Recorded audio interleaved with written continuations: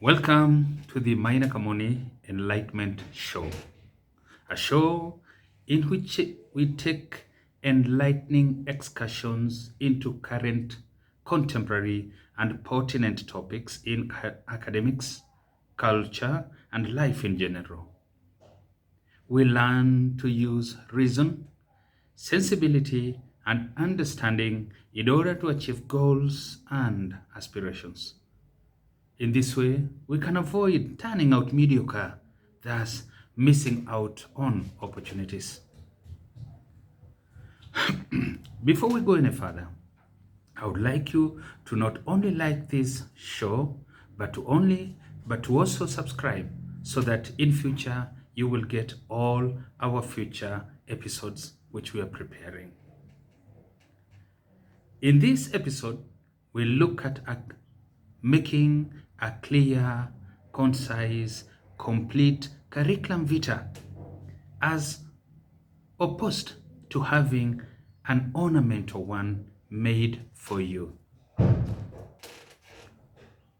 The curriculum vitae is a history of a person's life which in its fullest form will show their educational achievements, work experience, plus list other aspects such as career goals,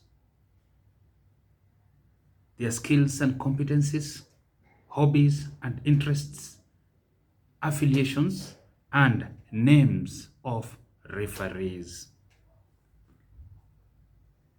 A distinction needs to be made between the curriculum vitae and the resume, or in other words, the functional CV.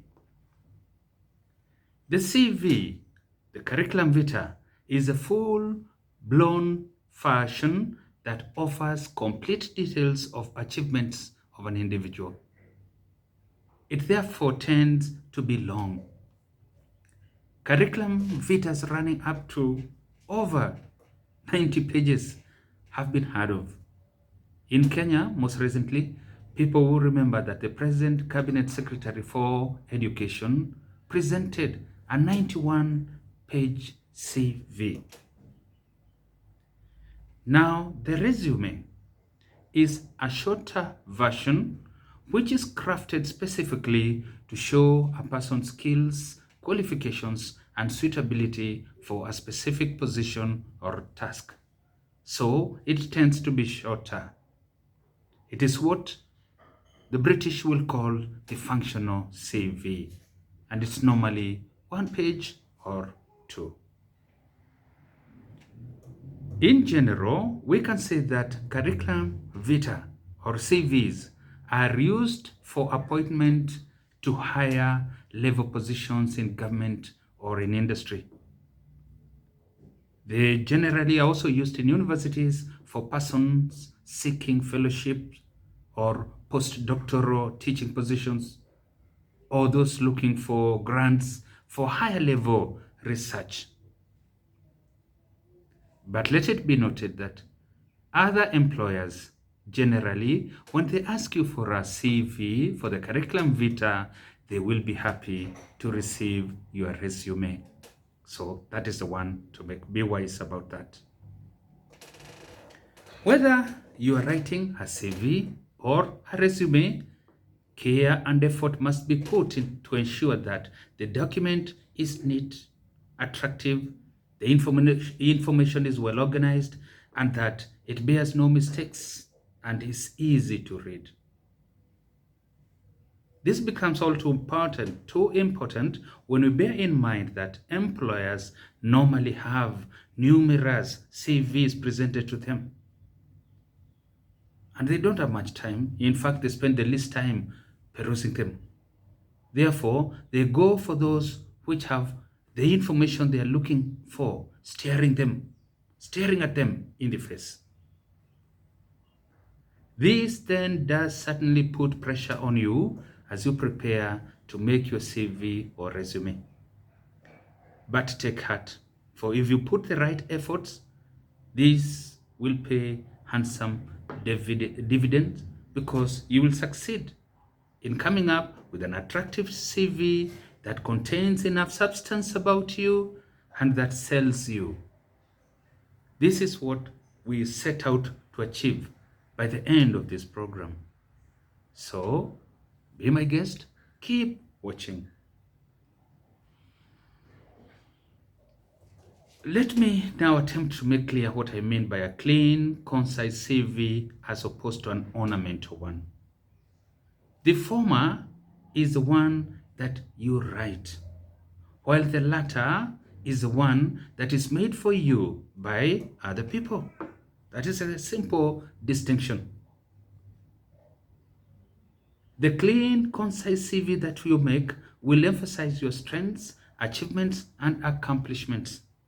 Because you do it yourself, it contains true information, useful, true, useful information about you.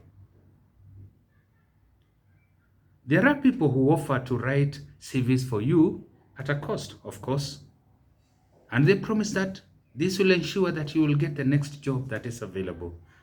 Now, let it not be taken that I'm trying to drive anybody out of business.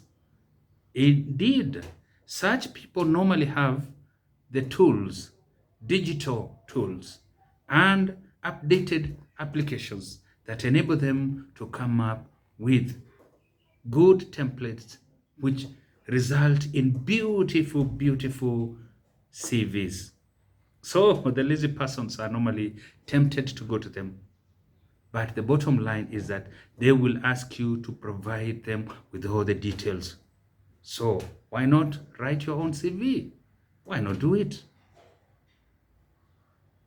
Granted, the CV made for you may appear attractive, but that is exactly where the problem is. Your CV will be generic. It is generated from many numerous others which are like. So the terms that are used are common. It lacks that originality, and at times it may lack the truth about you. So how can I help you? Simple. We go back to the basics. We remind ourselves how a CV is supposed to be crafted. With this understanding, you'll find that should you need help, you will already have done the groundwork. You will approach those who can help you and specifically ask for what you need done.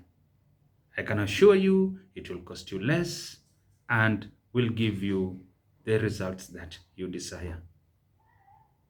Now, let us get to the nitty-gritty of making that attractive, concise, clear curriculum vitae and or resume, whatever the case might be. The first point is that it must be clear. It must have titles and subtitles in bold print. But never get to putting these titles in different colors. It looks so amateurish. Don't do it. One color, black. It is common now these days to have a resume on only one page of the A4 paper with information organized into columns, 2 or 3 columns. Should you find that you need to do that, but you cannot do it, this is one area I would advise that you go seek help. Overall, in typing your CV, use a decent font. Leave out those ornamental fonts which show good calligraphy, yes, but make it difficult to read. In terms of size, it should be maybe 11 and 12, not anything bigger or smaller than that. Here now is a 10-point exposition of making that clear, complete, concise curriculum vitae and or resume, as the case might be. Let your name, this is point number 1, your name and contact information be the header. These days, it is very easy to make headers of documents by simply aligning the information either to the center, you center the information, or to the right of the page. I would advise that with the CV, have the information in the center. With the resume, have it aligned to the right. For this, include your name, your email, your cellular phone number, and possibly the postal address. With the CV, you can have the postal address. I think with the resume, you can leave out the postal address unless they require it of you. Point number 2 is personal information. And the first thing to say is that this is optional. My advice is that you include the personal information in your curriculum vitae, but the same may not be necessary in the resume, in any case you want it short to fit 1 or 2 pages. The personal information that you will need to include is the date of birth, place of birth, citizenship, gender, marital status. I go over it again: date of birth, place of birth, citizenship, gender, marital status. So have it in your CV. Point number 3 is career objective, in which you state your goal or your dream. Let this be part of your CV. Let prospective employers know what you want to be and what you can do for them. It's very helpful as they peruse for that all too important information. Here, I can give an example. Listen, my dream is to enter a career in supplies and management. While at it, I will help my employer to carve a market niche and to meet all the targets as I strive to advance in my career path. I'm not saying it is the most beautiful or the most clever of them all, but at least you can see, find space to state your career objective. Number 4 is the educational background.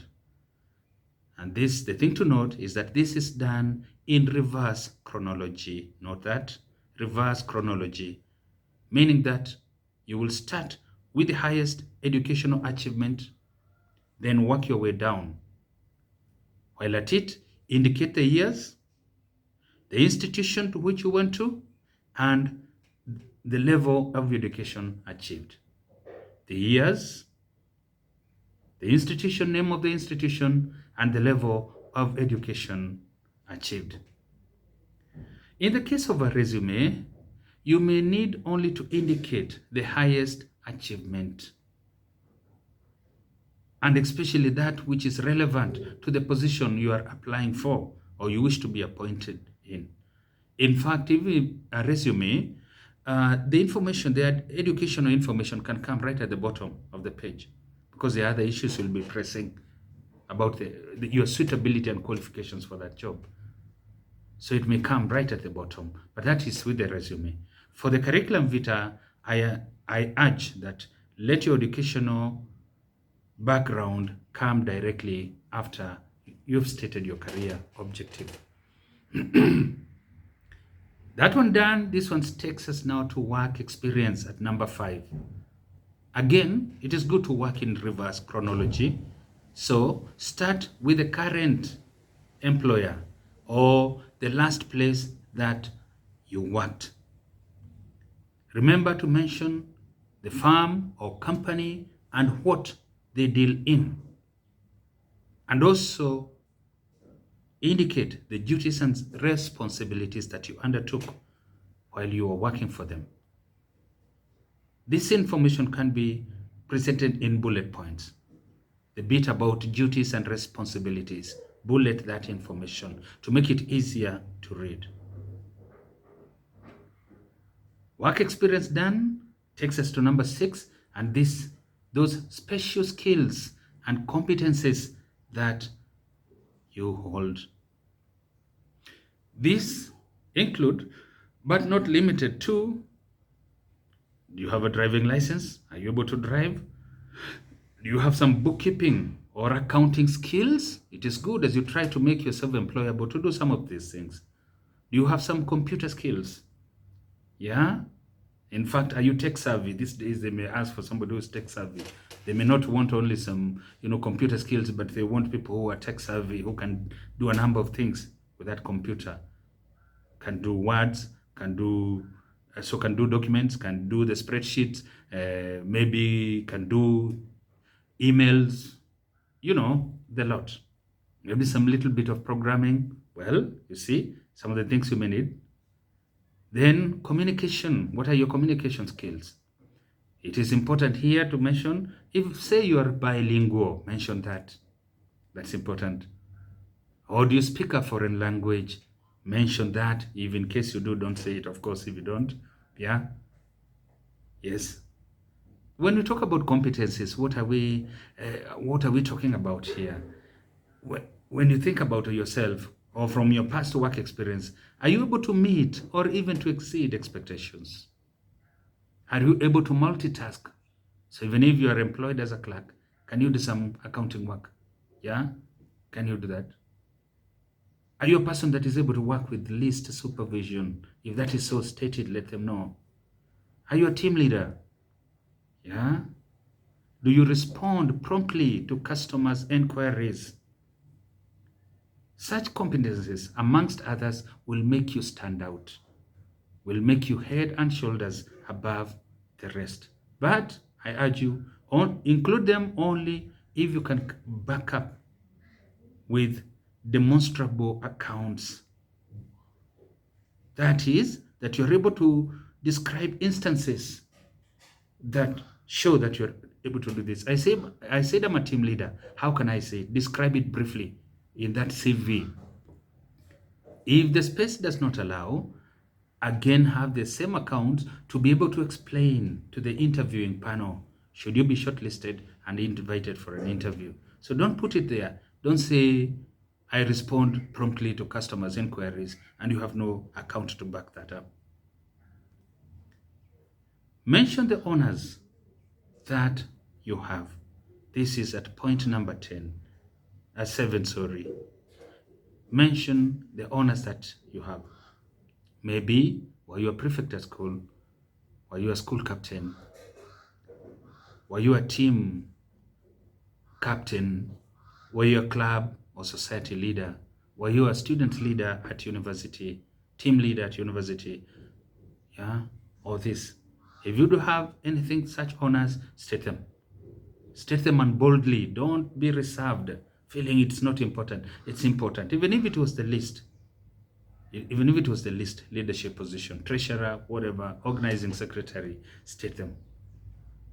Then mention the hobbies and other interests that you have. Again, do not dare if you do not engage in them. Do not dare to mention if you don't.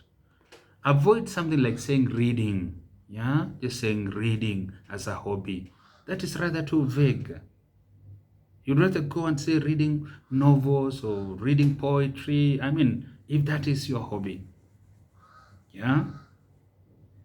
Say something, maybe a hobby is gardening. Don't say that you like gardening unless you do it, because you can be caught cheating. You go there and you'll be as specific to describe what you mean by gardening. If you've not been doing it, you will. But if you have a kitchen garden at your backyard, you can describe that, and I guess it will pass. Or if you like potted plants in the house, you can say that and it will pass. So don't do it don't include it unless you have a hobby. Include the affiliations that you belong to. That is either the professional or social societies in which you are members. People like to know the company that you keep. If you're in a profession, they are professional bodies. If you're a member of them, state that. On the social ground, if let's say you're a Christian and you go to church, and in the church they have some organizations, why not? You can mention that. It's part of the company you keep, and people will want to know. Even cultural societies, they're okay. If you belong to a cultural society, state it. It will say something about you. And then at point number 10, give the names of 2 or 3 referees. These are people who can vouch for you. They can say that whatever you have said in that CV is true, or that they know you. And the employer may seek specific information from them, which you may not even have included in your CV. So before you give the names and addresses of referees, you're advised to mention it to them. So at least they know, they are aware that you have given your name. Their names, I mean. So you will give their names and the contact information. Make sure they are not your relatives. No matter how high such a person is in society, do not include relatives. There's a saying that every mother thinks that their son is a leopard for strength. So don't include them. Don't include them. They will not be contacted, or if it is discovered, you will be disqualified. Let them be 2 or 3 referees, 2 or 3 depending. One who can vouch on your educational background. So one of your head teachers in the schools that you went through is a definite choice, as long as you tell them and they are ready to be your referee. Other who can vouch for your professional training or tertiary education. So those lecturers, those dons at university or colleges, they are a sure pick. You can pick them. Then maybe another one who can vouch for you on your social background, if need be. Yeah. So if you go to church, to a mosque or something, they know you. You can give their names if they will allow you. So contact them well in advance. So two or 3 referees. Give the name, give the contacts. And there we have it now. That is what we mean by a full-blown curriculum vitae. Now, here, you have your own CV and have it in soft copy or saved in Google Documents or in the cloud, to which you will be going now and again and updating as you advance in your academics or in your career.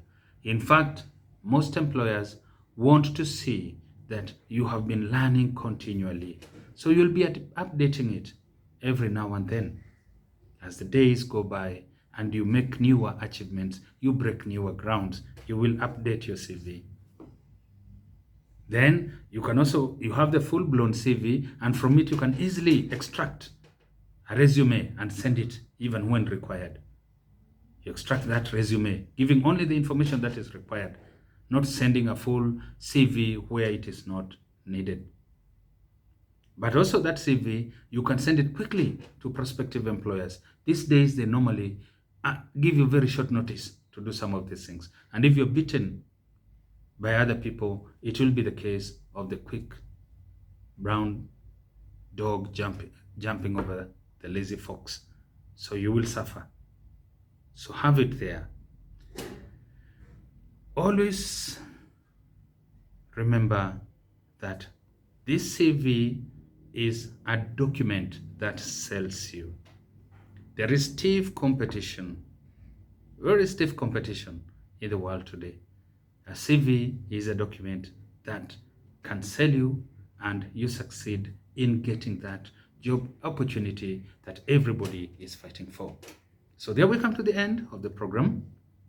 Once again, let me remind you to not only like, but to subscribe to this channel so that you'll get the next one that we are coming up with about how to attend the interview. So bye for now. God bless.